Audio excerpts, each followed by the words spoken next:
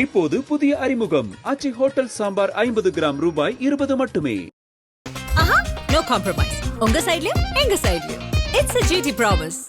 GT Holidays, South India's #1 travel brand. தமிழர்களின் number 1 choice Tamil matrimony.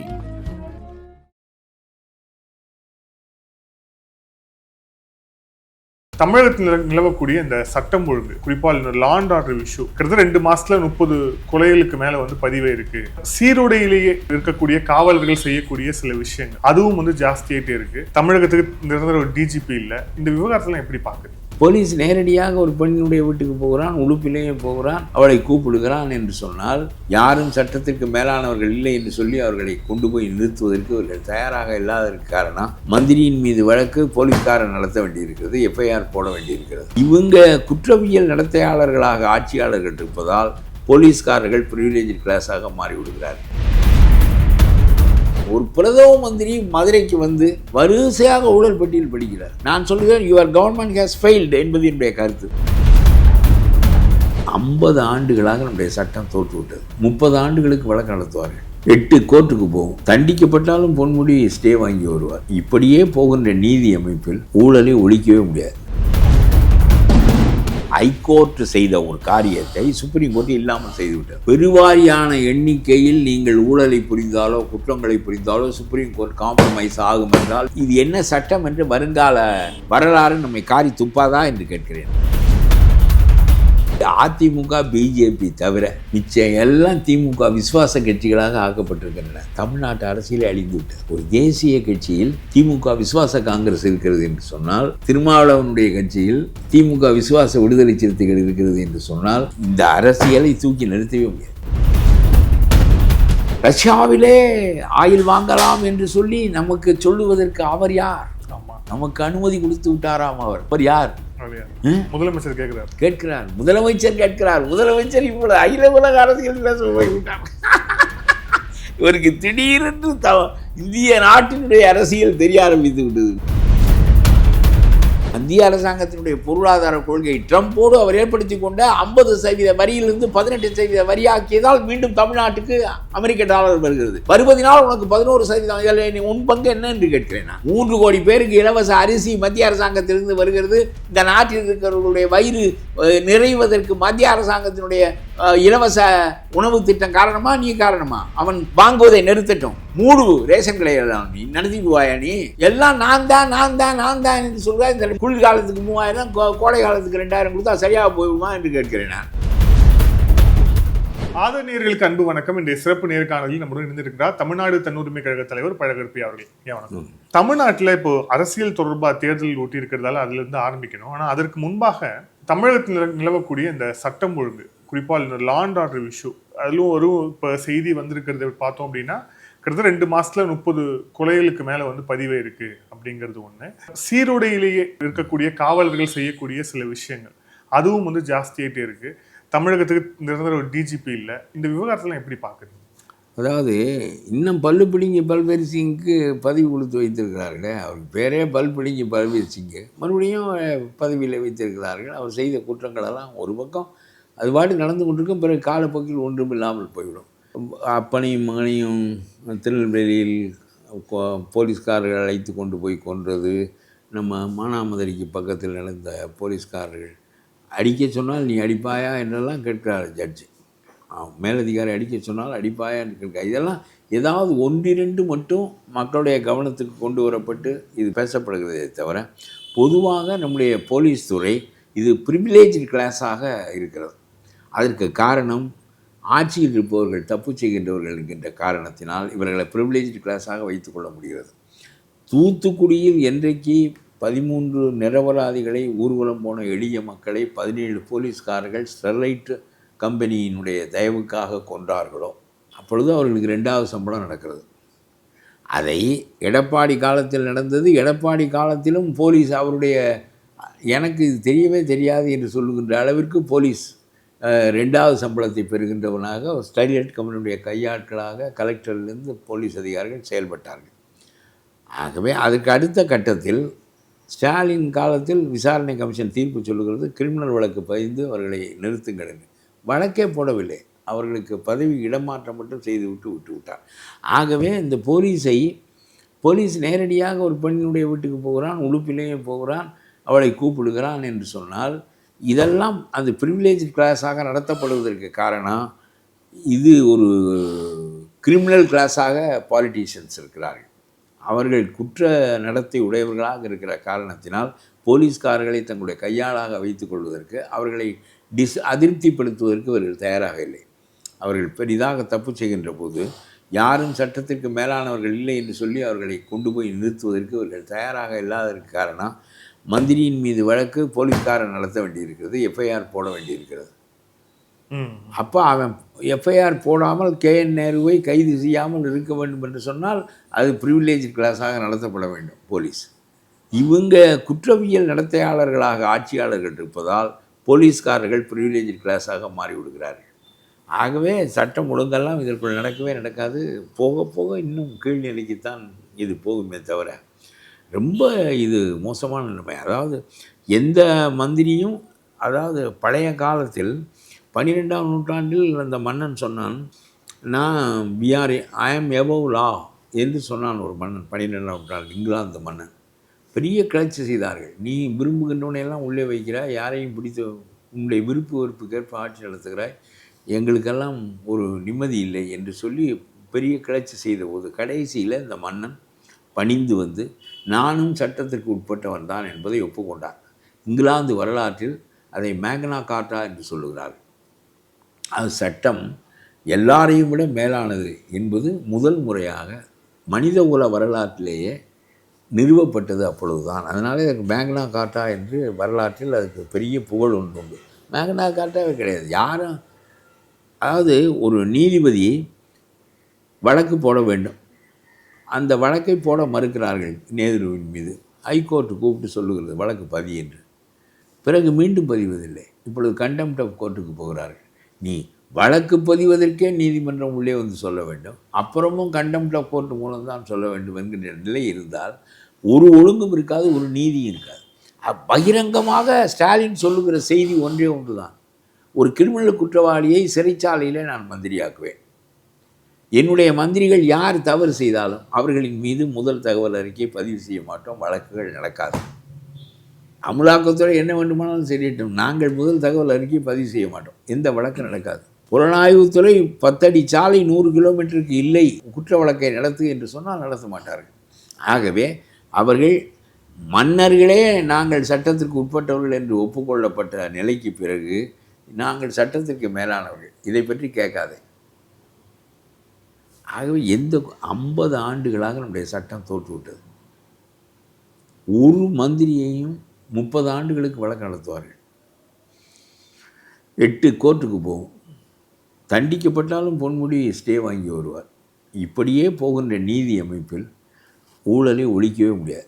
நான் சொல்லுகிறேன், இந்த அரசியல்வாதிகளுடைய குற்றங்களை மட்டும் ஆளுங்கட்சிக்கு பொறுப்பில்லாமல் அதை தனித்து பிரித்து ஒரு தனி நீதிமன்றம் அழைத்து தனி புலனாய்வுத்துறையும் அமைத்து இது மாதிரி ஒரு குற்றச்சாட்டு வந்துவிட்டால், நேருவின் மீது சொல்லப்பட்டது போல் 10 அடி சாலையே 100 கிலோமீட்டருக்கு தானோம் என்று சொல்லப்பட்டது போல் ஒரு வழக்கு வருமானால் அதை நேரடியாக இந்த தனிப்பிரிவுக்கு கொடுத்து அவர்கள் அரசியல்வாதிகள் மீது, ஏன்னா மற்றவர்கள் மீது உள்ள வழக்குகள் தானாக நடக்கும், இந்த பிரிவை தனித்து லோக் ஆயுக்தாவெல்லாம் முனை இழந்து போய்விட்டது. இதற்காகத்தான் வைத்தார்கள். அவையில் எல்லாமே மாநில அரசினுடைய கட்டுப்பாட்டுக்குள் இருக்கிறது. இவர்கள் குரியன் ஜோசப்பை போட்டு அதிகாரம் அதிகம் வேண்டும் என்று கேட்கிறார்கள். இப்பொழுது இருக்கிற அதிகாரத்திற்கே சட்டம் ஒழுங்கை நிலைநாட்ட முடியவில்லை. செலக்டிவாக இருக்கிறார்கள். யார் மீது வழக்கு போட வேண்டும், யார் மீது போடக்கூடாது, யார் காப்பாற்றப்பட வேண்டும் என்பதை செலக்டிவாக தேர்வு செய்து ஒரு அரசு செய்யுமானால் அது ஆட்சியே கிடையாது. அப்புறம் நான் எப்படி நிம்மதியாக இருக்க முடியும்? நான் அரசாங்கத்திற்கு வேண்டாதவன், அதனாலே எனக்கு விருதுகள் கொடுக்க மாட்டார்கள், பரிசுகள் கொடுக்க மாட்டார்கள், முக்கியமான அதெல்லாம் சரி, அது உங்களுடைய விருப்பு வெறுப்பில் ஒரு சலுகை தான் கிடைக்காமல் போகுது. ஆனால் என் மீது என்னை வேண்டுமானால் அவர்கள் குண்டர் சட்டத்திலே வைக்கலாம் என்கின்ற நிலையெல்லாம் இருக்கக்கூடாது. அந்த சவுக்கு சங்கர் அப்படித்தான் மாட்டினார். கடுமையாக பேசுகின்ற மனிதர்களை எல்லாம் கடுமையாக எத்தனை தரம் திரும்ப திரும்ப அவரை விடுவார்கள், திரும்ப திரும்ப அவரை பிடிப்பார்கள், திரும்ப திரும்ப கோர்ட்டு சலித்து போகின்ற அளவுக்கு இந்த காரியங்கள்லாம் நடக்கின்றன. ஆகவே ஸ்டாலினுக்கு அந்த அவர் வெளிப்படையாக அவர் இருக்கிறார். we are above law. ஏனென்றால் சட்டத்தை நடைமுறைப்படுத்த வேண்டிய அமைப்பு, போலீஸ் அமைப்பு எனக்கு கீழே இருக்கிறது. இந்த சட்டத்தை இன்டர்பிரட் பண்ண வேண்டிய சர்க்கார் வக்கீல்கள் என் பொறுப்பில் இருக்கிறார்கள், என்னால் நியமிக்கப்படுகின்றவர்களாக இருக்கிறார்கள். நான் இதை கொண்டு போனால் தானே கோர்ட்டு அதை பற்றி பேச முடியும். நான் கொண்டே போக மாட்டேன் என்றால் நீதிமன்றம் என்ன செய்ய முடியும்? நீதிமன்றம் உத்தரவு பிறப்பித்து கொண்டே இருக்க வேண்டியது. அந்த வழக்கை தாக்கல் செய். எத்தனை வழக்கை தாக்கல் செய்ய சொல்லி எத்தனை நீதிமன்றங்கள் எத்தனை ஆயிரம் உத்தரவுகளை பிறப்பித்து விட முடியும்? ஆகவே 70 ஆண்டுகளுக்கு பிறகு இந்திய சுதந்திரத்தில் நம்முடைய குற்றவியல் சட்டத்தை 4 முறை திருத்தினார் நம்முடைய மோடி. இந்த ஒரு மாநில அரசின் கையில் அவர்கள் தவறு செய்கின்றவர்களாக இருக்கின்ற போது அவர்கள் சட்டத்திற்கு மேலானவர்களாக ஆகிவிடுகிறார்கள். அவர்களை தனித்த ஒரு அமைப்பு, அது புலனாய்வு அமைப்பாக இருக்க வேண்டும், சிபிசிஐடி போல, சிபிஐயை போல, விஜிலன்ஸை போல, அது ஒரு தனி அமைப்பு. அந்த அமைப்பு அரசியல்வாதிகளின் குற்றங்களை மட்டுமே கணக்கிட வேண்டும். அவர்கள் ஐஏஎஸ் ஐசி அதிகாரிகள் மாதிரி அவர்களுக்கு தனி, அது ப்ரிவிலேஜ்டு கிளாஸாக இருக்க வேண்டும். அதாவது ஒரு ஐஏஎஸ் அதிகாரியை நீக்க முடியாது, இல்லாவிட்டால் இவர்கள் அதிகாரத்தை வைத்துக்கொண்டு அவனை பாடாய்படுத்தி விடுவார்கள். அது மாதிரி ஒரு இண்டிபெண்ட் பாடி ஒன்றை உருவாக்க வேண்டும். அது எதற்காக என்றால், மற்றவையெல்லாம் சட்டம் ஒழுங்கையெல்லாம் இவர்கள் வைத்துக் கொள்ளட்டும், இவர்களின் மீது ப்ரிவிலேஜ் கிளாஸ் ஆகிய ரூலர்ஸ் மீது குற்றம் சுமத்தப்பட்டால் அந்த தனி அமைப்பு புலனாய்வு செய்ய வேண்டும். அது யாருக்கும் கீழே உள்ள அமைப்பாக இருக்கக்கூடாது. அது நீதிமன்றத்துக்கு மட்டும் பதில் சொல்லுகின்றார். தேர்தல் கமிஷன் போல, நான் ஜுடிஷியரி போல, இதையும் இந்த புலனாய்வு அமைப்பையும் முழு அதிகாரமுடைய அமைப்பாக நாம் ஆக்கி வைக்க வேண்டும். முழு போலீஸையுமே அப்படி ஆக்கலாம், ஆனால் ஒத்துக்கொள்ள மாட்டார்கள். ஏனென்றால் அரசு தான் போலீஸை கட்டுப்படுத்தி நடத்த வேண்டும் என்று அவர்கள் விரும்புவார்கள். முழு போலீஸையும் இல்லாவிட்டாலும் அதிகாரத்தில் உள்ளவர்கள், சேர்மன், மேயர், கவுன்சிலர், எம்எல்ஏ, எவனுடைய வழக்காக இருந்தாலும் அந்த வழக்குகள் ஒருவன் தைரியமாக வழக்கு தொடு என்று சொல்லிவிட்டால், புலனாய்வுத்துறையோ அமலாக்கத்துறையோ பிற துறைகளோ அதற்கான சான்றுகள் இருக்கின்றன என்றால் அவர்களிடம் கொடுத்தால் அவர்கள் பதிவு செய்து அவர்கள் விசாரித்து அவர்களாகவே நீதிமன்றத்தில் கொண்டு போக வேண்டும். இவர்களை நீக்குவதற்கோ கொள்வதற்கோ தன்மை இல்லாமல் இவர்கள் இவர்களுடைய கட்டுப்பாட்டுக்கு மீறியவர்களாக, சுதந்திரமுடையவர்களாக இருக்க வேண்டும். அப்படி ஒரு அமைப்பை ஏற்படுத்தினால் ஒழிய இது வெல்ல முடியாது என்று தான் நான் கருதுகிறேன். 50 ஆண்டுகளாக ஊழல் ஒழிக்கும். ஒரு பிரதம மந்திரி மதுரைக்கு வந்து வரிசையாக ஊழல் பட்டியல் படிக்கிறார். நான் சொல்கிறேன், யுவர் கவர்மெண்ட் ஹேஸ் ஃபெயில்டு என்பது என்னுடைய கருத்து. ஒரு பிரதம மந்திரி இதை சொல்லக்கூடாது. அப்படியானால் சட்டத்தை மாற்ற வேண்டும். போதாமை உடைய சட்டங்களை நீக்கி போதுமான சட்டங்களை நீங்கள் போட வேண்டும். எதற்காக நான் கேட்க, 70 ஆண்டுகளாக தமிழ்நாடு ஊழலில் தவிக்கிறது, வெஸ்ட் பெங்கால் ஊழலில் தவிக்கிறது. மம்தா செய்யாத ஊழல் இல்லை. நான் படு கேவலமானது ஒன்றை சொல்லுகிறேன். மம்தா 25 லட்சம் ரூபாய் வாங்கி கொண்டு 25,000 ஆசிரியர்கள் நியமித்தார். ஒரு ஆளுக்கு 25 லட்சம் ரூபாய். படித்தவன், படிக்காதவன், பட்டம் வாங்கியவன், வாங்காதவன், ஆசிரியர் தேர்வு எழுதியவன், எழுதாதவன் எல்லாரும் நியமித்து விட்டார். இதை கோர்ட்டுக்கு கொண்டு போனார்கள். உயர்நீதிமன்றம் 25,000 பேரையும் வேலையை விட்டு நீக்கியது. அவனவன் கடன் வாங்கி நிலத்தை வைத்து நகையை வைத்து என்னென்னவோ செய்து இந்த லஞ்ச பணத்தை கொடுத்தான். ஏனென்றால் நமக்கு ஒரு வேலை கிடைக்கிறது, 40 ஆண்டுகளுக்கு பெரிய சம்பளம் கிடைக்கும், அரசு சம்பளம் கிடைக்கும் என்பதனால் கொடுத்தான். இவர்களெல்லாம் வேலையை விட்டு நீக்கிய பிறகு இவன் கொடுத்த 25 லட்ச ரூபாய் காணாமல் போயிடும். இவன் வாங்கிய கடன் இருக்கும். 2-3 வருஷத்தில் கடனை கட்டிவிட்டு மீதி காலமெல்லாம் நான் அரசாங்க சம்பளத்தில் வாழலாம், பென்ஷனும் வரும் என்று அவன் நம்பினான். வேலையே போய்விட்டது என்றுடன் பெரிய கூக்குரல் எழுந்தது வங்காளத்தில். பிறகு இது சுப்ரீம் கோர்ட்டுக்கு போனது. சுப்ரீம் கோர்ட் தீர்ப்பு சொன்னது, 25,000 குடும்பங்கள் நாசமாகிவிடும், ஆகவே அவர்களை திரும்ப வேலைக்கு எடுத்துக்கொள்ளுங்கள். படித்தவன், படிக்காதவன், தேடியவன், தேராதவன், ஆசிரியர் பயிற்சி உள்ளவன், இல்லாதவன் எல்லோரையும் எடுத்துக்கொள்ள சொல்லி சுப்ரீம் கோர்ட்டு சொன்னது. இப்பொழுது இவர்கள் நீதி வென்றது என்று சொல்லி மம்தா சொல்லி இப்போ அவர்கள் பூரா வேலைக்கு போய்விட்டார்கள்.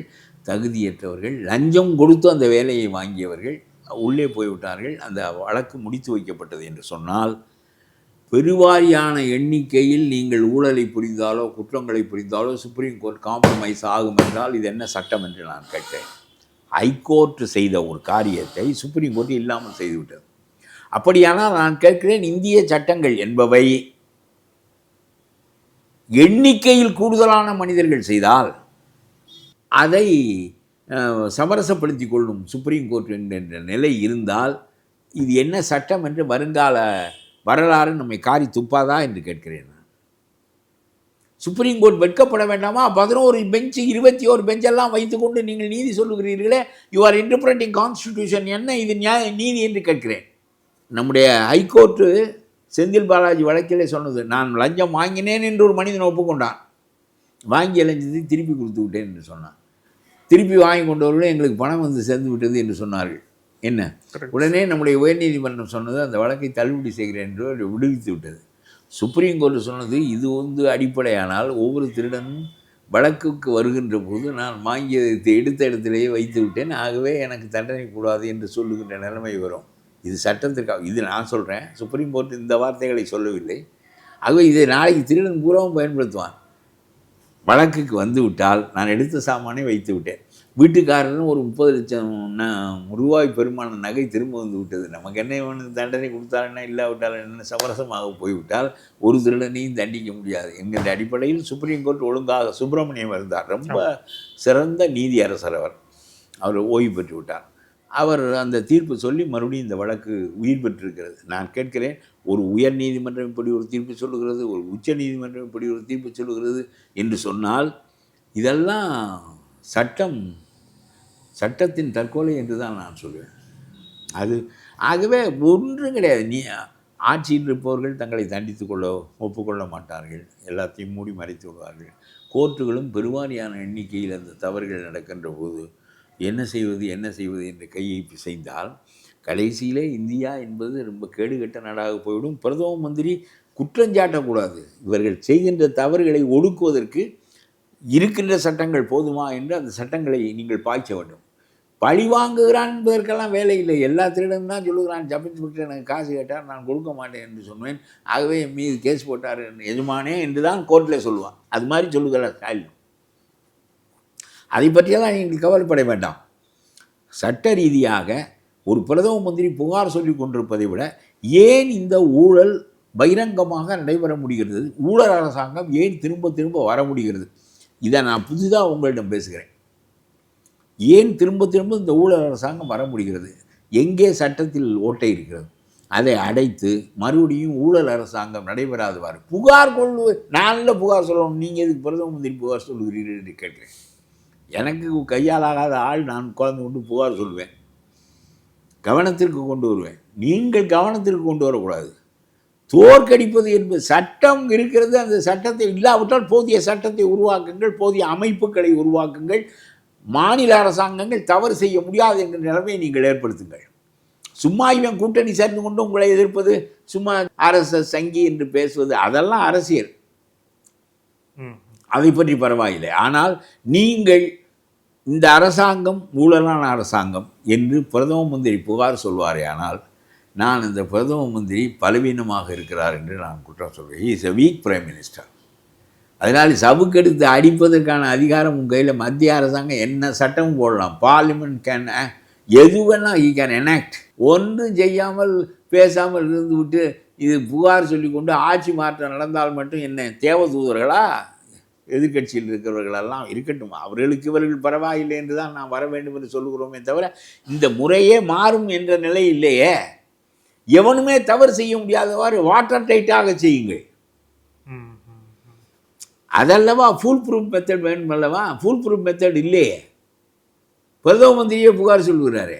இதில் இப்போது அரசியல் ரீதியாக வந்தோம் அப்படின்னா திமுக காங்கிரஸ் கூட்டணி பேச்சுவார்த்தை முடிஞ்சிட்டு முதலமைச்சர் காரில் ஏறதுக்கு முன்னாடி ஒரு செய்கை வேற காமிச்சார் இப்படின்னு. அது நிறைய விமர்சனத்துக்கும் உள்ளானது. பொதுவாக இப்படி காமிச்சா தீர்த்துட்டு இருந்தால் அப்போ காங்கிரஸை தீர்த்துட்டாரா? அது இந்த கையை அசைவை கழுத்தை சீவுறது எதுக்காக சொல்ல, ஒரு பெரிய தாத்தா என்ன சொல்லுவேன்னா, தன் கீழே இருக்க ஆள்கிட்ட தீர்த்துரு அப்படின்பேன். இந்த கையசைப்பை என்ன தீர்த்துரு என்பதற்கான அடையாளம் தான். இவர் அதை செய்ததின் மூலம் தீர்த்துட்டோம்னு சொல்ல வந்தார். இப்போ உளர்றாரு, ஐயோ நான் அப்படி சொல்ல இப்படி சொல்லலைன்னு அலறாரு. அவருடைய ஆட்களுக்கு பிரியத்தில் அதான் கதையை முடிச்சுட்டேன், நீ கவலைப்படாத அப்படின்னு சொன்னார். அதை நான் கேட்குறேன், இந்த 3 இடம் இப்பொழுது அரசியலில் ஒரு புதிய நிலைப்பாடு ஒன்று சொல்லுகிறேன். நாம் சட்டம் ஒழுங்கை பற்றி பேசினோம், அதுபோல் அரசியலில் என்ன புதிய நிலைப்பாடு ஏற்பட்டிருக்கிறது என்றால், ஒரு 3 மாதத்துக்கு முன்னாலே சொன்னேன், சிதம்பரம் கட்சியை உடைத்து ஜனநாயக காங்கிரஸ் ஆக்கி மூப்பனார் பாணியில் அதை செய்ய போகிறார். அவருக்கு ராஜ்யசபா பதவி வேண்டும். இன்னொரு புதிய காங்கிரஸுக்கு அவர் தலைவராவார். செல்வ பெருந்தகையை கையில் வைத்துக் கொள்வார். இந்த எம்எல்ஏக்கள் பூராவும் அவர்களால் வந்தவர்கள் என்கின்ற காரணத்தினால், அவர்களை வைத்துத்தான் வெல்ல முடியும் என்று நம்புகிற காரணத்தினால் இவர்களெல்லாம் இந்த பக்கம் வந்து விடுவார்கள். ஆக தமிழ்நாட்டில் காங்கிரஸ் என்றது ஒன்றுமில்லாமல் போய்விடும், ராகுல் காங்கிரஸ் என்று அப்பொழுதே சொன்னேன். இப்பொழுதும் சிதம்பரம் போய்த்தான் இந்த காரியத்தை முடித்தார். ஏனென்றால் சிதம்பரத்தை போய் சமரசம் பேச விட்டு விட்டார்கள். போனவர்கள் 40 இடம் வேண்டும், 2 மந்திரி பதவி வேண்டும் என்று ஆரம்பித்து ஒரு கட்டத்தில் பேசினார்கள். உங்களுடைய கரைகளை எல்லாம் நாங்கள் சுமக்க வேண்டுமா என்று கேட்டார்கள். உங்களுடைய அந்த ஊழல் கரைகளை, ஊழல் என்ற வார்த்தையை சொல்லாமல் உங்களுடைய கரைகளை எல்லாம் நாங்கள் சுமக்க வேண்டுமா என்று கேட்டார்கள். அப்படி ஒரு எதிரரசியல் நடத்துவதற்கு தயாராகி அதற்கு நமக்கு ஒரு கம்பு கிடைத்திருக்கிறது என்று விஜயை பயன்படுத்தி கொள்ள நினைத்தவர்கள் கடைசியில் ஏன் அது நடக்காமல் போய்விட்டது என்று சொன்னால், ஒரு புதிய அரசியல் ஒன்று தோற்றமாகி இருக்கிறது என்பது என்னுடைய கருத்து. என்ன என்றால், திமுக விசுவாச காங்கிரஸை அவர் உருவாக்கி வைத்திருக்கிறார். இந்த 13 எம்எல்ஏக்களும் கடைசியாக அந்த அணியை அமைப்பது ஸ்டாலினோடு தான் உறவாக இருப்பது என்று 13 எம்எல்ஏக்கள் ரெடியாகிவிட்டார்கள். இந்த 13 எம்எல்ஏக்களும் அந்த பக்கம் போய்விடுவார்கள். அவர்கள் கூட்டணி பேச்சுவார்த்தையில் அவர்கள் இடங்களை முடிவு செய்து கொண்டு ஒரு 20 எம்எல்ஏ வாங்குவது, 13 பேருக்கும் வாங்கி விடுவது, இன்னொரு 7 பேருக்கு வாங்குவது, அதை திமுகவின் சார்பிலே அவர்கள் நிற்பது காங்கிரஸின் பேராலே என்ற நிலை ஏற்பட்டுவிட்டது. எதை காட்டுகிறது என்றால், ஸ்டாலின் திருமாவளவனும் முண்டி பார்க்கிறார். திருமாவளவனிடம் இருக்கிற 4 எம்எல்ஏக்களும் சரியாக இல்லை. அவர்களுக்கெல்லாம் இந்த ஆசை நாயகன் பேரில் ஆசையை வைத்து கொண்டு புருஷனோடு வாழ்வது போல இவர்களெல்லாம் ஸ்டாலினோடு மனதை வைத்து கொண்டு திருமாவளவனோடு இருக்கிறார்கள். காங்கிரஸில் அதிகாரப்பூர்வமாக இருந்து கொண்டு திமுகவுக்கு வேண்டியவர்களாக இருக்கிறார்கள். என்ன காரணம் என்றால், பணம் செலவழிப்பது திமுக. அதை விட ரொம்ப ஒவ்வொருவமாக காங்கிரஸ் மேலிடம் சொல்லியது, ராஜ்யசபா சீட்டு இப்பொழுது 1 தருகிறீர்கள், 2 வேண்டும் என்று கேட்கிறோம். அந்த 1ஐ யார் என்ற ஆளை நாங்கள் முடிவு செய்வோம், நீங்கள் செய்யக்கூடாது என்று கேட்டது. இதை விட கேவலம் காங்கிரஸுக்கு எதுவும் கிடையாது. கடைசியாக காங்கிரஸ் சொன்னது, அந்த ராஜ்யசபா உறுப்பினர் ஆகின்ற காங்கிரஸ் மெம்பரை காங்கிரஸ் கட்சி டெல்லியிடம் முடிவு செய்யுமே தவிர நீங்கள் முடிவு செய்யவோ அழுத்தம் கொடுக்கவோ கூடாது. இப்போ இவருக்கு வேண்டியவரை, திமுகவுக்கு சார்பானவரை ராஜ்யசபா மெம்பராக்கும்படி சொல்லக்கூடாது என்று டெல்லி மேலிடம் கேட்டுக்கொண்டது. ஆக நீ இழந்து விட்டாய். இப்பொழுது காங்கிரஸ் கட்சி என்று ஒன்று இருக்கிறது. அது பேப்பர் ரீதியாக காங்கிரஸ் கட்சியாக இருக்கிறது. உள்ளே இருக்கிற எம்எல்ஏக்கள் திமுக விசுவாச காங்கிரஸ். அது திமுக விசுவாச Congress. Congress loyal to DMK. ரொம்ப அதிசயமானது. இன்னொருவனுக்கு விசுவாசமாக இருக்கின்ற பொண்டாட்டி என்பது போல காங்கிரஸில் இருப்பார்கள், விசுவாசமாக திமுகவுக்கு இருப்பார்கள். இதே நிலைமை திருமாவளவனுக்கு இருக்கிறது. ரொம்ப நெருக்கடி கொடுத்தால் மறுபடியும் இதே நிலைமை திருமாவளவனுக்கு ஏற்படுத்தப்படும். நெருக்கடியே கொடுப்பதில்லை சிபிஎம் சிபிஐக்கு, இது கிடையாது. சூனா வெங்கடேசன் ஒரு திமுக உறுப்பினரை போல பாராளுமன்றத்தில் பேசுகிறார். ஒரு நாளும் அவர் மார்க்சிசம் பேசியதில்லை, அந்நிய மாதலை பற்றி பேசியதில்லை. மார்க்சிசம் தோற்றுவிட்டது என்று நினைக்கிறீர்கள், அதற்கு நாங்கள் மாற்று நிலை வைத்திருக்கிறோம், எங்கே அது தவறு நடந்தது அதை திருத்துவதற்கு, அதெல்லாம் பேசுவதில்லை. சிவப்பை பற்றி பேசுவதில்லை, மார்க்ஸ் பேரை கூட சொல்வதில்லை, ஸ்டாலின் பேரை தான் சொல்கிறார். அந்த ஸ்டாலின் இல்லை, இந்த ஸ்டாலின். திமுக உறுப்பினர்களாகவே ஆகிவிட்டார்கள். சிபிஎம்னுடைய தலைவர் சொல்லுகிறார், இன்னும் போதுமான நிதியை மத்திய அரசாங்கம் கொடுத்திருந்தால் ஏராளமான திட்டங்களை ஸ்டாலின் செய்திருப்பார், சொர்க்க பூமியாக தமிழ்நாடு ஆகியிருக்கும். இதெல்லாம் என்ன பேச்சு? ஆகவே நான் சொல்கிறேன், புதிய அரசியலை அவர் தோற்றுவித்திருக்கிறார். மாற்று கட்சிகளை எல்லாம் தனக்கு விசுவாசம் உள்ள கட்சிகளாக அந்த உறுப்பினர்களை ஆக்கி வைத்து கொண்டு எப்பொழுதும் கடைசியில் அவர்கள் கழுத்தறுத்து இவரோடு இருப்பது என்கின்ற நிலை இருக்குமானால் இன்னொரு கட்சியை இருந்தே பயனில்லை. திமுக விசுவாச காங்கிரஸ், திமுக விசுவாச விடுதலை சிறுத்தைகள். இல்லை, இப்படி இருந்தா உண்மையிலே அந்த கட்சிக்கான பலம் அப்படிங்கிறது வாக்குகளாக மாறி திமுகவுக்கு பயன் கொடுக்குமா? அந்த தொண்டர்களே ஓட்டு போடுவாங்களா? நினைக்கிறார். பணமெல்லாம் இருக்கிறது, செல்வாக்கு இருக்கிறது, ஸ்ட்ரக்சர் இருக்கிறது. இப்பொழுது ஒன்றும் பெரிய கொள்கை ரீதியான போராட்டங்கள் நடக்கவில்லை. ஒரு புதிதாக வந்திருக்கின்ற ஒருவர் இப்போ விஜய் புதிதாக வந்திருக்கிறார். எங்கேயெல்லாம் தவறு, இப்போ நாம் சொல்லுகிறோம் ஒரு புதிய அமைப்பை ஏற்படுத்த வேண்டும், அதன் கையில் இந்த மந்திரிகள் சம்பந்தப்பட்ட விவகாரங்களை எல்லாம் ஒப்படைக்க வேண்டும், அவர் இண்டிபெண்டன்ட் பாடியாக இருக்க வேண்டும். ஏன்னா புதிதாக என்னென்னவோ அரசியலை பற்றி நாம் சிந்திக்கின்றோம், எதையும் சிந்திப்பதில்லை நம்முடைய விஜய். அவர் யாரையும் ப்ளீஸ் பண்ணி பேசினால் போதும் என்று நினைக்கிறார். விவசாயிகளாக இருக்கின்றவர்களிடம் போய் உலகத்திலேயே சிறந்த தொழில் விவசாயி தான், நான் விவசாயியாக பிறக்காமல் போய்விட்டேனே, விவசாயம் எனக்கு தெரியாமல் போய்விட்டதே, இன்னொரு பிறவியிலே நான் விவசாயியாக பிறக்க வேண்டும் என்று சொல்வதெல்லாம் சும்மா. இது எல்லாம் என்ன பேச்சு? அரசாங்கம் ஏன் மாற வேண்டும் என்று பேசுவதற்கு பதிலாக விவசாயியாக இன்னொரு பிறப்பு எதுக்கு பிறக்கிறாய்? இப்பொழுதே 2 ஏக்கர் நிலத்தை வாங்கி கொண்டு போய் உழு என்று சொல்கிறேன் நான். இதற்கு எதுக்கு இன்னொரு பிறப்பு? கடவுளிடம் வேண்டுதல் நடக்குமோ நடக்காதோ, இன்னொரு பிறப்பில் உங்களுடைய மதத்திற்கு நம்பிக்கை இருக்கிறதோ இல்லையோ, இத்தனை காரியங்கள் இருக்கின்றன. தீர்ப்பு நாள் தான் இருக்கிறது. எங்களுக்கு இருக்கிறது பல பிறவிகளின் நம்பிக்கை, உங்களுக்கு இருக்க முடியாது.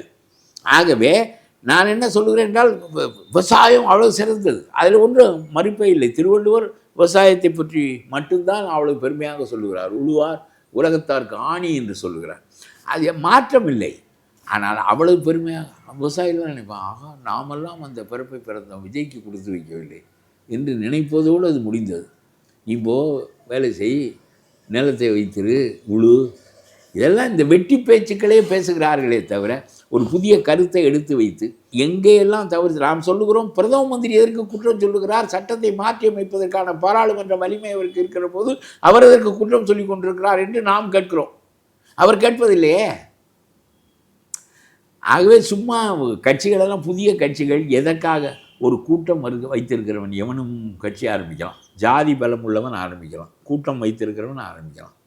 இது என்னென்னு அப்புறம் அந்த ஜனநாயகம் மீடியாக்கஸ் டெமோக்ரஸி தான் எப்பொழுதும் என்றாலும் கூட இது ரொம்ப கீழாக போய்விட்டது, கேவலமாக போய்விட்டது. இல்லை, காங்கிரஸ்லேயே ஒரு தரப்பினர் சிதம்பரம் போன்றவர்கள் தான் காங்கிரஸை அழிக்கிறார்கள் அப்படிங்கிறது அதுதான் உண்மை.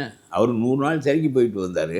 ஒரு இவ்வளவு பெரிய வசதியான குடும்பத்தில் பிறந்து காலமெல்லாம் எம்பியாக இருந்து நிதியமைச்சராக இருந்து கடைசியில் உன் மகன் பேரில் காசு வாங்கினாய் என்று பெரிய வழக்கு தொடுக்கப்படுகிறது என்று சொன்னால், நீ எல்லாம் என்ன மனிதன், என்ன அறிவு உள்ள ஆள்? உனக்கு பிறப்பிலேயே வசதி இருக்கிறது. அதுபோக நீ பல கார்ப்பரேட் கம்பெனிகளுக்கு, அம்பானி குடும்பத்திற்கு பெரிய சமரசம் செய்து வைத்து பெரிய ஷேர்களை அவர் 0 ரேட்டில் வாங்கி கொண்டார் என்றெல்லாம் அந்த காலத்தில் சொல்வார்.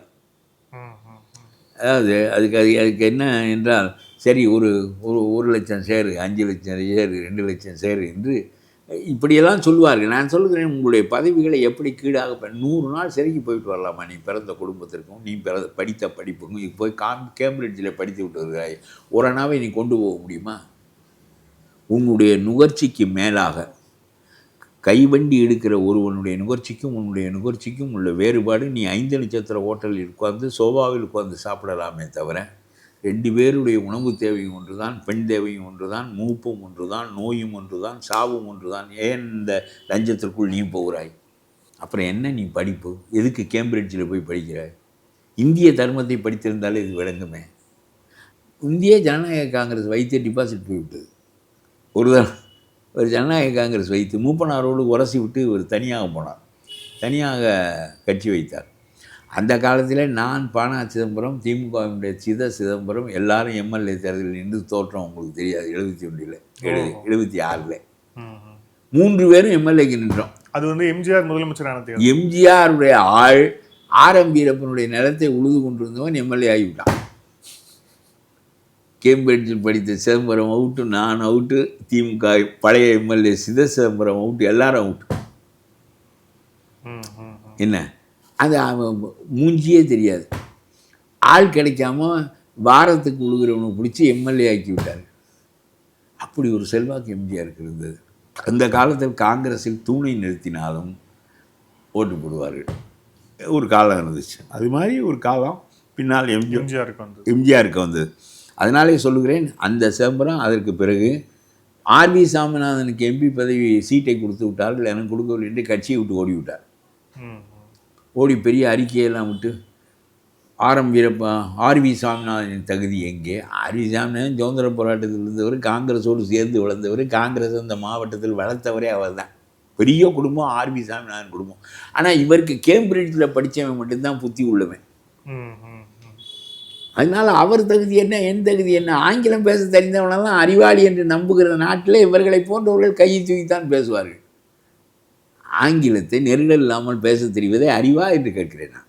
அதனால் இவர்கள் தான் அரசியலில் இருக்கிறார்கள், காங்கிரஸை கெடுத்தார்கள். இப்பொழுது ராகுலுக்கு விசுவாசமான காங்கிரஸ் இங்கு இல்லை. சும்மா 4-2 பேர் கத்தி கொண்டிருக்கிறார்கள். திமுக விசுவாச காங்கிரஸ், திமுக விசுவாச விடுதலை கட்சிகள், எல்லா கட்சியும் யோசிக்க வேண்டும். நீங்கள் 10-20 ஆண்டுகளாக அரசியல் நடத்துவதை விட்டுவிட்டீர்கள். திமுகவை எதிர்ப்பதை விட்டுவிட்டீர்கள். திமுக செய்கின்ற தவறுகளை சுட்டிக்காட்டுவதை விட்டுவிட்டீர்கள். அவற்றையெல்லாம் மறைத்து வைத்து கொள்ள வேண்டும், மென்று முழுங்கிக் கொள்ள வேண்டும் என்று சொல்லி உங்களுக்கு கற்பிக்கப்பட்டது. ஆகவே 10 அடி ரோடு காணாமல் போனாலும் பேச மாட்டீர்கள். 34,000 கோடி ஆற்று மணலில் சுருட்டப்பட்டதாக 5 கலெக்டர்களுக்கு மீது வழக்கு வந்தாலும் பேச மாட்டீர்கள். KN நேருவை பற்றி பேச மாட்டீர்கள், பொன்முடியை பற்றி பேச மாட்டீர்கள், செந்தில் பாலாஜியை பற்றி பேச மாட்டீர்கள். இவையெல்லாம் பாராமுகமாக, you should be silent spectator, பாராமுகமாக இருக்க வேண்டும் என்று கற்பிக்கப்பட்டு 10-20 ஆண்டுகளாக நீங்கள் கூட்டணியிலே இருந்து எதிர்ப்பு முனையை இழந்து விட்டீர்கள். நியாய அநியாயங்களை உணர்கிற திறனை இழந்து விட்டீர்கள். இதன் மூலம் நீங்கள் பெற்ற பயன் 2-4 இடங்கள். காலமெல்லாம் இந்திய முஸ்லீம் லீக் நாங்கள் 30 ஆண்டுகளாக திமுகவோடு கூட்டாக இருக்கிறோம், முதலில் எங்களிடம்தான் பேசுவார்கள், 2 இடம் கொடுப்பார்கள், 3 இடம் கொடுப்பார்கள், இந்த தரம் 1 இடத்தை குறைத்து கொள்ள சொன்னார்கள், சரி என்று சொன்னோம். நன்றாக இருக்கிற காலத்தில் 4 கேட்டாலும் தருவார்கள், நாங்கள் வாங்கிக் கொள்வோம் என்று சொல்லி ஒரு இந்திய முஸ்லீம் லீக் என்ன நிலைக்கு ஆளாகி இருக்கிறதோ 30 ஆண்டுகளாக அதே நிலைக்கு நீங்கள் ஆளாகிவிட்டீர்கள். என்றைக்கும் இந்திய முஸ்லீம் லீக் திமுக என்பது தேவதூதர்களின் கட்சி என்று தான் அது கூட்டணியாக இருந்து பார்க்கிறது. இந்த நிலைக்கு நீங்களும் ஆளாகிவிட்டீர்கள் என்று சொன்னால் அதிகாரபூர்வமாக மற்றவற்றில் கொள்கை ரீதியாக நீங்கள் வேறுபட்டு இருக்கின்ற எல்லா நிலைகளும் போய்விட்டன. ஆகவே நீங்கள் ஒரு 10-26 கட்சியை சேர்த்திருக்கிறார்கள், கொத்தடிமைகளை சேர்த்திருக்கிறார்கள். அவர்கள் நிற்பதற்கு பணம் கொடுக்கிறார்கள், அவர்களை வெற்றி பெற வைக்கிறார்கள். காங்கிரஸுக்கு இந்த முறை கொடுக்க முடியாது என்று ஸ்டாலின் சொல்லியிருக்கிறார். கடைசியாக வந்து சொன்னபோது சொன்னாராம், சரி பரவாயில்லை, நல்ல ஆட்களாக பார்த்து நிறுத்துங்கள், வசதி உள்ளவர்களாக நிறுத்தி விடுங்கள் என்று சொன்னார். என்ன இப்படி சொல்லுகிறீர்கள்? ஏற்கனவே இருக்கிற எம்எல்ஏக்களுக்கெல்லாம் இடம் கொடுக்க வேண்டும் அல்லவா? அவர்களிடமெல்லாம் ஒரு 20% தான் அவர்களால் செலவழிக்க முடியும், மற்றதெல்லாம் நீங்கள் தானே பார்த்து கொள்வீர்கள். இப்பொழுது என்ன புதிதாக? இல்லை அது என்னால் பார்க்க முடியாது, இப்போ கட்சி நிறைய வைத்திருக்கிறேன், அதனாலே நீங்களே வந்து செலவு செய்யக்கூடிய ஆட்களாக, வசதியான ஆட்களாக பார்த்து நிறுத்தி விடுங்கள் என்று உதறி அவர்களுக்கு பார்த்துக்கொள், கடைசியில் காசுக்கு என்னிடம் வந்து நிற்கிறாய், பிறகு சீட்டு என்ன 40 சீட்டு, அப்புறம் மந்திரி பதவி என்ன, இல்லை விஜயோட போவேன்னு என்ன மிரட்டுறது என்ன, பணம் மட்டும் எங்கிட்ட வருவியாக்கும், மிரட்டுறதுக்கு விஜயை வச்சுக்குவியா நீ? போ விஜய்கிட்ட வாங்க அந்த காசை. காட்டுறாங்கல்ல அவருடைய பலத்தை. தமிழ்நாட்டு அரசியலை பாருங்கள், 22 கட்சிகளும் திமுக விசுவாச கட்சிகளாக, வெளிப்படையாக காங்கிரஸும் சிறுத்தையும் தெரிகிறது, மற்றவர்களெல்லாம் ஒன்றுமே இல்லை, எதிர்ப்பதே இல்லை. ஆகவே தமிழ்நாட்டு அரசியல் பாதி இருண்டு விட்டது. எந்த ஒன்றையும் எதிர்க்கட்சிகள் செய்ய வேண்டிய எந்த பணியும் செய்வதில்லை. இவர்களுக்கு தனி கொடியும் தேவையில்லை. சும்மா இன்னொன்று சொல்கிறேன், இந்த பாஜக என்ன செய்ய வேண்டும் என்று நான் விரும்புகிறேன் என்றால், இந்த கவர்னரை வைத்திருந்தீர்கள், எந்த இளவிலும் கவர்னர் பெரிய அலை கொடுத்து உங்களுடைய சங்கி என்ற பெயரை எடுத்து, அதனாலே பாஜக எதிர்ப்பு தமிழ்நாட்டில் கூர்மைப்பட்டதற்கு காரணம் RN ரவி. அவரை தூக்கியது சரி. நீங்கள் தூக்காமல் அவரை வைத்து கொண்டு மல்லு கட்டி கொடுத்தது. நீங்கள் என்ன நினைக்கிறீர்கள் என்றால், தொந்தரவு கொடுத்தால் பயப்படுவார்கள் என்று நினைக்கிறீர்கள். ஆகிற தொந்தரவை கொடுக்க வேண்டும், குடைச்சல் பதவியில் கொடுக்க வேண்டும்.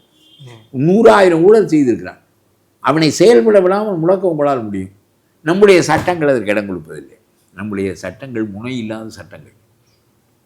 அமலாக்கத்துறையை ஏவலாம், அமலாக்கத்துறை கடைசியிலே டிஜிபியினுடைய தேவையிலே தான் முதல் தகவல் அறிக்கை போட வேண்டும். ஆகவே இந்த சட்டங்களை வைத்து செய்ய முடியாது என்றால் புதிய சட்டங்களை நீங்கள் ஆக்குவதில்லை. பிரதம மந்திரியை புகார் தான் சொல்லுகிறார். இதற்கு நடுவில் நீங்கள் இந்த கவர்னரை மாதிரி ஆட்களை வைத்து கொண்டு கொடுக்கின்ற தொந்தரவு, அவர் ஜனகன மனவை முன்னால் பாடு, தமிழ் வாழ்த்தை பின்னால் பாடு என்று சொல்வது எரிச்சலை ஏற்படுத்துகிறது. இந்த ஆள் மனுநீதியிலிருந்து திருக்குறள் வந்தது என்று சொன்னபோது நான் 100 பேரை கூட்டிக் கொண்டு நெடுமாறன் முன்னிலையில் வைத்து கொண்டு அங்கே ஒரு போராட்டம் நடத்தினேன். நீ கவர்னராக இல்லாவிட்டால் என்று சொல்லி நான் ரொம்ப கடுமையாக பேசினேன். திருக்குறளை இவ்வளவு கேவலமாக பேசுவதற்கு நீ யார்? உன்னுடைய புத்தியை காட்டுகிறாயே என்று சொன்னேன். எதற்கு சொல்கிறேன் என்றால், அதாவது திமுக ஒழிய வேண்டும் என்று நினைக்கின்றவர்கள் கூட இந்த ஆட்கள் பேசுகின்ற பேச்சிலே இவர்களின் மீது திரும்புகிறார்கள். இது சரியான போக்கில் அவர் மாற்றியது சரி. இப்பொழுதும் சொல்லுகிறேன், பிஜேபி கொஞ்சம் தனிந்து கொடுத்து எடப்பாடியை மறைக்காமல் அவரை தெரிய வைத்து, நீங்கள் எடப்பாடியை பலவீனப்படுத்தி இன்னொரு பீகார் போல ஆக்க வேண்டும் என்று நீங்கள் நினைத்தால் நிதிஷை ஆக்க முடியவில்லை. நிதிஷ் 20 ஆண்டுகள் ஆண்டார். நீங்கள் நிதிஷனுடைய பெயரையும் சொல்லித்தான் நீங்களும் அதிக இடங்களை பெற வேண்டிய நிலைமை அங்கே இருந்தது. இப்பொழுது அதிமுக இங்கே வலிமையான கட்சி, அதோடு சேர்ந்திருக்கிறீர்கள். நான் சொல்லுகிறேன், இந்த எதிர்ப்பு அதிமுக எதிர்ப்பாக இல்லாமல் அவர்கள் மடைமாற்றம் செய்கிறார்கள். பிஜேபி எதிர்ப்பாக அதை மாற்றுகிறார்கள். மீண்டும் பிஜேபியினுடைய ஆட்சி இங்கே வந்துவிடும் என்று சொல்கிறார்கள். நீங்கள் அதற்கு தோதாக கூட்டணி ஆட்சி தான் வரும் என்று சொன்னால் பிஜேபியினுடைய ஆட்சி வருவதற்கு சம்மதிக்காத நிலையில் மீண்டும் திமுக ஆட்சி வருவதற்கு வழிவகுக்கும். ஆகவே நீங்கள் ஒதுங்கியிருங்கள். எடப்பாடி திரும்ப திரும்ப சொல்லுகிறார், நாங்கள் தனி ஆட்சி தான் நடத்துவோம் என்று. அதை மீறி நீங்கள் கூட்டணி ஆட்சி தான் நடைபெறும் என்று அமித்ஷாவும் மோடியும் வந்து பேசிக்கொண்டே இருந்தால், இப்பொழுது கூட்டணி ஆட்சி என்றால் பிஜேபியினுடைய கை ஓங்கும், தமிழ்நாடு பிஜேபியினுடைய களத்துக்கு போகும் என்று பிஜேபி கருத்து ரீதியாக தமிழ்நாட்டை தயார் செய்வதற்கு முன்னால் நீங்கள் இந்த வேலையை செய்தால் நீங்களும் தோற்பீர்கள், எடப்பாடியும் தோற்பார். இதை நான் வெளி மனிதனாக இருந்து சொல்லுகிறேன். உங்களுடைய அணி வெல்ல வேண்டும் என்று நினைக்கின்ற நான் சொல்லுகிறேன். நீங்கள் வெல்ல வேண்டும் என்று நான் நினைக்கின்றேன். நீங்கள் கொஞ்சம் கொஞ்சமாக ஸ்டாலினை ஓய்த்து அந்த இடத்திற்கு வருவதற்கும் மாற்றுக் கட்சியாக ஆவதற்கும் முயலுங்கள். எடப்பாடியை இந்த இடத்திற்கு வர வையுங்கள். எதிரியாக எடப்பாடியை ஆக்குங்கள். எதிரியாக நீங்கள் இருந்தால் அந்த கணம் எடப்பாடியும் கீழே எடுக்கக்கூடும். ஆகவே உங்களுடைய உள்ள நோக்கம், நீங்கள் ஒரு பி டீம் இல்லை, நீங்கள் ஸ்டாலின் ஜெயிக்க வேண்டும் என்று விரும்பவில்லை என்று சொன்னால் நீங்கள் கொஞ்சம் தனிந்து கொடுத்து எடப்பாடி ஆட்சி நடக்கும், எடப்பாடிக்கு போதுமான எண்ணிக்கை இல்லை என்றால் நாங்கள் அப்பொழுதும் அந்த ஆட்சியை நாங்கள் முட்டு கொடுப்போம் என்று சொல்லுங்கள். இதுதான் எடப்பாடியை கொண்டு வருவதற்கு அவர்களுடைய முனையை, எதிர்ப்பு முனையை முறித்துவிடும். இதை நான் ஒரு எதிரணியை ஆதரிக்கின்றவன். திமுக விழ வேண்டும் என்பது என்னுடைய முதற் கொள்கை. 2வது கொள்கை தான் நீங்கள் வர வேண்டும் என்பது. 3வது, விஜய் வர முடியாது, இந்த ஆள் பி டீமாக ஆகி எதிர்க்கட்சி வருவதை கெடுத்து விடுவார், மீண்டும் ஸ்டாலினை கொண்டு வந்து விடுவார் என்பதனாலே நான் அவரை மறுக்கிறேன். தவிர எனக்கு விஜயோடு ஒருவித மாறுபாடும் எனக்கு தனியாக கிடையாது. இந்த பி டீமாக ஆகி தொலையாதே, விஜயகாந்த் செஞ்ச வேலையை நீ செய்யாதே. விஜயகாந்த் ஒரு தரம் இந்த 3வது அணியை உருவாக்கி ஒரு கட்சி வெற்றி பெறுவதற்கு பயன்பட்டாரே தவிர வாக்குகளை பிரித்து, அந்த வேலையை இவர் செய்ய போகிறார். ஆனால் இப்பவும் விஜய் இந்த கூட்டணிக்குள்ளே வருவதற்கு, இந்த நிலையை மாற்றுவதற்கு வாய்ப்பு இருக்குன்னு நினைக்கிறீங்களா? ஏன்னா இத்தனை நாள் காங்கிரஸ் வரும் அப்படின்னு வந்து காத்துட்டு இருந்தார் விஜய். ஆனால் காங்கிரஸ் வந்து வழக்கம் போல சிதம்பரம் தலையிட்டு திருப்பி திமுக கூடயே போய் ஒட்டிட்டாங்க. ஸோ இப்போ விஜய் இப்போ தனியாக தான் இருக்கிறார். விஜய்க்கு தனியாக ஒன்றும் தெரியாது. இல்லை, இப்போ அவர் அதிமுக கூட்டணிக்கு தெரியாது. அவர் வச்சுக்க ஏஜென்ட்டு ஒரு மோசமான முட்டாள்தனமான ஆள். அவன் வந்து அன்புமணியை கவுத்து இங்கே வந்த ஆள். எந்த கட்சி ஆட்சியும் இப்போ பீகார்காரன் ஏஜெண்டாக இருந்தான்னா நியாயம், அவன் நம்ம விரும்பலை ஒரு கட்சியை ஆட்சிக்கு கொண்டு வந்து அந்த மாதிரி ஆளை வச்சுக்கின்னு அவன் 300 கோடி 400 கோடி கொடுப்பேன், இவனுக்கு வந்து 10 கோடி 5 கோடி கொடுத்தா போதும். இவன் நம்ம குழியில் இருக்க வந்தவனுக்கு 10 கோடி அதிகம். அவனுக்கு ஒன்றும் புரியலை. நீ பதவி கொடுக்குறேன்னு சொன்னால் எல்லாரும் உன்னோட கூட்டணிக்கு வந்து விடுவார்கள் என்று ஒரே 3 ஆண்டுகள் ஆகிவிட்டு கடைசியாக காங்கிரஸ் போக்கு காட்டிவிட்டு மறுத்ததின் மூலம் நீ தன்னந்தனியாக ஆகிவிட்டாய். இனிமேல் வருகிறவர்கள் யார் இருந்தால், நம்ம இந்த ஒரு நடிகர் ஒரு கட்சி வைத்திருக்காரு, அவர் மாதிரி ஆட்கள் வேண்டுமானால் வரலாம். ஒரு தனி கட்சி, அவர் ஒரு சீட்டு வாங்குவார். எப்போ கருணாஸ் அவரும் இப்போ திமுக போயிட்டார். திமுகக்குள்ளே போயிட்டாரா? இல்லை, திமுக கூட கூட்டணி. திமுக அணி அதான் ஒரு ஆள் போவார்கள், ஒரு சீட்டு வாங்குவார்கள். ஸ்டாலின் யாரையுமே விடலை, எல்லாரையும். அதான் 26 கட்சி சேர்த்து வைத்திருக்கிறாரு. அதாவது எல்லா கட்சியிலும் அதிமுக பிஜேபி தவிர மிச்சம் எல்லாம் திமுக விசுவாச கட்சிகளாக ஆக்கப்பட்டிருக்கின்றன. தமிழ்நாட்டு அரசியலே அழிந்து விட்டது. ஒரு தேசிய கட்சியில் திமுக விசுவாச காங்கிரஸ் இருக்கிறது என்று சொன்னால், திருமாவளவனுடைய கட்சியில் திமுக விசுவாச விடுதலை சிறுத்தைகள் இருக்கிறது என்று சொன்னால், பிறகு இந்த அரசியலை தூக்கி நிறுத்தவே முடியாது. ஆகவே சொல்கிறேன், இந்த கேவலமான அரசியல் வெறும் பணத்தை மட்டும் வைத்துக்கொண்டு எல்லாரையும் விலைக்கு வாங்கி நடத்துகிற அரசியலை ஓக்க வேண்டும் என்றால் ஸ்டாலினை போக்க வேண்டும். இந்த கலாச்சாரம் மாற வேண்டும். நீங்கள் இந்த சட்டங்களை எல்லாம், புதிய அமைப்புகளை எல்லாம் ஏற்படுத்தி மீண்டும் ஊழல் நடக்காதவாறு இறுக்கி பாருங்கள். ஒரு பக்கம் இது என்னுடைய, அதாவது இந்த அரசாங்கம் அரசாங்கம் சம்பந்தப்பட்டவருடைய ஊழலை இண்டிபெண்ட் ஜுடிஷரி போல ஆற்றலுடைய அதிகாரமுடைய ஒரு தனி அமைப்பு புலனாய்வு அமைப்பாக மாற வேண்டும். ஜுடிஷியல் அமைப்பாக இல்லை, புலனாய்வு அமைப்பாக மாற வேண்டும். சிபிஐயும் வேண்டாம், சிபிசிஐடியும் வேண்டாம். இப்படி தான் செய்ய வேண்டாம். அதை மத்திய அரசாங்கம் ஏற்படுத்த வேண்டும், மாநிலங்களில் நடக்கின்ற ஊழலை. ஆகவே இது ஒரு அமைப்பு ஒரு பக்கம் இருக்கட்டும், இதை நீக்குங்கள். என்ன காரணம் கொண்டு நான் சொல்ல வருகின்ற ஒரே செய்தி, நீங்கள் கொஞ்சம் மண்டையை இறக்கி கொள்ளுங்கள். இந்த கூட்டணி ஆட்சி என்று சொல்லி எதிர்ப்பு முனையை உங்கள் பக்கம் திருப்பி உங்களுடைய இந்துத்துவா, உங்களுடைய கருத்துக்கள், அப்புறம் ராமர் கோயில், அப்புறம் முஸ்லீம் ஓட்டுக்கள், அப்புறம் சிறுபான்மை என்பது இந்த முனையை பெருக்காமல் இந்த தடவை மட்டும், அடுத்த தடவை உங்களுடைய சங்கத்தை கொண்டு வந்து அப்படியே இறக்கி கொள்ளுங்கள். இந்த தடவை எடப்பாடிக்கு ஒரு கட்டத்திற்கு மேலே அவரால் சொல்ல முடியவில்லை. நாம் ஒன்று இந்தியாவுக்கு அமெரிக்காவுக்கு அடிமைப்பட்ட நாடு இல்லை, ஆனாலும் கொஞ்சம் நெளிந்து கொடுக்க வேண்டியது இருக்கிறது. பிஜேபி மத்திய அரசாங்கத்தில் இருக்கிறது, கூட்டணிக்கு வருகிறான், மூஞ்சியில் அடித்த மாதிரி சொல்ல முடியவில்லை எடப்பாடியால். என்ன இது நம்ம ட்ரம்புக்கு சொல்லுகிறோமா என்ன? இப்போ இவர்களெல்லாம் கூச்சல் எடுக்கிறார்கள். அடாடாடா, அந்த ஈரான் போரிலே ரஷ்யாவிலே ஆயில் வாங்கலாம் என்று சொல்லி நமக்கு சொல்லுவதற்கு அவர் யார்? நமக்கு அனுமதி கொடுத்து விட்டாராம். அவர் யார்? முதலமைச்சர் கேட்கிறார். முதலமைச்சர் இப்பொழுது அகில உலக அரசியல் பேச போய்விட்டார். இவருக்கு திடீரென்று இந்திய நாட்டினுடைய அரசியல் தெரிய ஆரம்பித்து விட்டது. நான் சொல்லுகிறேன், எவர் நமக்கு ஒரே ஒரு நிலை தான் உண்டு. சீனா நம்ம தலையில் உட்காந்துருக்கிற பெரிய அதிகாரி, ஆணி அடித்தான்னா மூளைக்கு கீழே இறங்கும். ஒரு காலத்தில் நம்ம இன்றைக்கு சீனாவை வெல்ல முடியாது. ஜப்பான் பயப்படுகிறான். ஒரு காலத்தில் சீனாவை ஆண்ட ஜப்பான் பயப்படுகிறான். அவன் நம்மோட கூட்டணி, நம்ம எல்லாரும் அமெரிக்காவோட கூட்டணி, அப்புறம் ஆஸ்திரேலியாவோட கூட்டணி, 4 பேரும் சேர்ந்து ஒரு அச்சு வச்சுருப்போம், குவாட். அப்படிப்பட்ட நிலையில் அவன் ரஷ்யாவுக்கு எண்ணெய் வாங்க வேண்டாங்கிறான். சரி வாங்கலை, வாங்குங்கிறேன். சரி வாங்கு. நமக்கு நோக்கம் அவன் ஆணி அடித்தா இவனை கூப்பிடணுங்கிறது தான் நமக்கு நோக்கமே தவிர. ரெண்டாவது ஒன்று சொல்கிறேன், திருப்பூர், ஆம்பூர் எல்லாம் படுத்து விடும், குஜராத் படுத்து விடும், பம்பாய் படுத்து விடும், எல்லாம் படுத்து விடும். நம்ம உற்பத்தி செய்து நாமே வைத்துக்கொள்ள வேண்டியதான். நம்முடைய பனியன் ஜட்டிகளையும் உற்பத்தி செய்து நாமே வைத்துக்கொள்வோம், நம்முடைய தோல் அணிகளையும் உற்பத்தி செய்து நாமே வைத்துக்கொள்வோம். அப்புறம் 11% எங்கே இருந்து வரும்? நீனா உண்டாக்குனேன். மத்திய அரசாங்கத்தினுடைய பொருளாதார கொள்கை ட்ரம்போடு அவர் ஏற்படுத்தி கொண்ட 50% வரியிலிருந்து 18% வரியாக்கியதால் மீண்டும் தமிழ்நாட்டுக்கு அமெரிக்க டாலர் வருகிறது. வருவதனால் உனக்கு 11% உன் பங்கு என்ன என்று கேட்கிறேன் நான். 3 கோடி பேருக்கு இலவச அரிசி மத்திய அரசாங்கத்திலிருந்து வருகிறது. இந்த நாட்டில் இருக்கிறவர்களுடைய வயிறு நிறைவதற்கு மத்திய அரசாங்கத்தினுடைய இலவச உணவு திட்டம் காரணமா, நீ காரணமா? அவன் வாங்குவதை நிறுத்தட்டும்.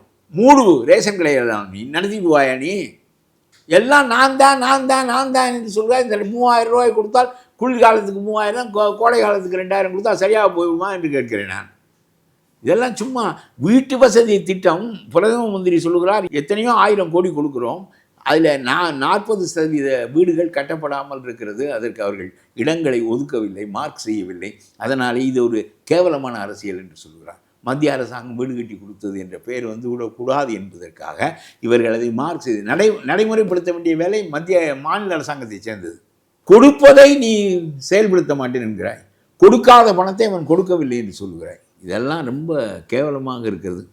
ஆனால் நான் சொல்லுகிறேன், நமக்கு ட்ரம்ப் அல்லை குறி, ட்ரம்பா படையெடுக்க போகிறார் நம்ம மேலே. பாகிஸ்தான் ஒரு உறுத்தல், வங்கதேசம் ஒரு உறுத்தல், பர்மா நம்மளோட இல்லை, இலங்கையில் சீன கப்பற்படை நிற்கிது. இதுவரையிலும் தமிழ்நாட்டுக்கு அச்சுறுத்தலே கிடையாது. முதல் முறையாக இலங்கையில் நிறுத்தப்பட்டிருக்கின்ற போர்க்கப்பல், தமிழ்நாட்டை குறிவைத்து நிறுத்தப்பட்டிருக்கின்ற கப்பல், அது கல்பாக்கத்தை நோக்கி, கூடங்குளத்தை நோக்கி நிறுத்தப்பட்டிருக்கின்ற கப்பல். ஒரே ஒரு குண்டு வீச்சில் கூடங்குளம் அழிந்தால் பாதி தமிழ்நாடு போய்விடும், கல்பாக்கம் அழிந்தால் மீதி தமிழ்நாடு போய்விடும். இதுவரையிலும் தமிழ்நாட்டுக்கு அச்சுறுத்தல் என்பது 2000 ஆண்டு வரலாற்றில் கடல் 3 பக்கமும் இருக்கிற காரணத்தினால் நமக்கு பாதுகாப்பு இருந்தது. இப்போ கடலில் ஆயுதம் தாங்கிய போர்க்கப்பல் இலங்கையில் வந்து இருக்கிறது. இப்போ இவர் யார்? இந்த அமெரிக்காவில் நீ என்ன வாங்கிக்கலாம்னு ஒரு நாளைக்கு சொல்கிறாங்க, வாங்கக்கூடாதுன்னு ஒரு நாளைக்கு சொல்கிறாங்க. நம்முடைய மானம் பறி போய்விட்டது. போடா மானம், வேட்டியே உறிஞ்சிட்டு விட்டுருவேன் சீனாக்காரன், தெரியுமா உனக்கு? நெளிஞ்சு கொடுத்து கெட்டிக்காரத்தனமாக ஏறி அடிக்க. இலங்கையா ஏறி அடிப்பதற்கு? இலங்கையை வேணா ஏறி அடிக்கலாம், என்ன அமெரிக்காவை போய் ஏறி அடிச்சுடுவே நீ? ஆகிற காரியத்தை பேசணும். நம்ம மனித வாழ்க்கையிலேயே சர்வைவல், கொஞ்சம் மீறினவனுக்கு இணங்கி கொடுத்து கொஞ்சம் இழைச்சவனை ஏறி அடிச்சு, இதை தானடா மனித வாழ்வின் தத்துவமே, இதை தானடா எல்லாரும் கடைபிடிக்கிறேன். அரசியல்லே அதான் நடக்குது. இதெல்லாம் பேசுகிறாங்க. உத்தரவு போடுவதற்கு முதல்ல வாங்கக்கூடாது என்று சொன்னால் நான் நிறுத்திக் கொள்கிறேன், இப்பொழுது வாங்கிக் கொள்ளுன்னு சொல்வதால் நான் வாங்குகிறேன். என்ன நமக்கு கட்டளை இடுவதற்கு இவர் யார்? அதெல்லாம் பெரிய எண்ணண்டா. நான் சொல்கிறேன் பெரிய எண்ணெய், அதெல்லாம் ஒன்றும் முடியாது. நமக்கு இங்கே மண்டை குடைச்சல் ஒன்று இருக்குது, அதுதான் நமக்கு பெருசே தவிர பெரிய எண்ணெயும் வச்சுக்கிட்டு தான் மண்டை குடைச்சலை தீர்க்கணும். இல்லைன்னா உக்ரைன் மாதிரி ஆக்கிடுவேன் இந்தியாவை. அதெல்லாம் என்ன, சீனா அடைஞ்சிருக்கிற வளர்ச்சி அமெரிக்காவுக்கு இணையான வளர்ச்சி. நாடும் பெரிய நாடு, மக்கள் தொகையும் பெரிய மக்கள் தொகை, பெரிய நாகரிகமுடைய நாடு. அது 3000 ஆண்டு நாகரிகம். தமிழனை போல இந்தியாவை போல பெரிய புத்தன் பிறந்ததை போல அங்கே ராசி பிறந்திருக்கிறான். அதெல்லாம் சும்மா வெட்டி பேச்சு பேசிக்கின்னு நீங்கள் உங்களுக்கு பேசுகிறதுக்கு கார்கேக்கெல்லாம் என்ன தெரியணுமா? செல்வ பெருந்தகைக்கு அண்ணன் அவர். ஐயா ஐயா ஐயா ஐயா இவர்களெல்லாம் பெரிய முதலமைச்சர் உலக பாலிடிக்ஸ் பேசினது அதான் இதுவரையும் நான் கேட்டதே இல்லை. எனக்கே ஆச்சரியமாக இருந்தது. ஆகா, நம்முடைய மானம் பறிவை விட்டது. முதலமைச்சரை பேச ரொம்ப ஆச்சரியமா, பெரிய ஆச்சரியம். ஆனால் இவருக்கு எழுதி கொடுக்குறவனுக்கு இதெல்லாம் தெரிஞ்சிருக்கு, வேற ஒன்றும் இல்லை. அதை விஜயை விட நல்ல ஆள் வச்சிருக்காரு எழுதி கொடுக்குறதுக்கு. அவ்வளோதான். நன்றி. நல்லது.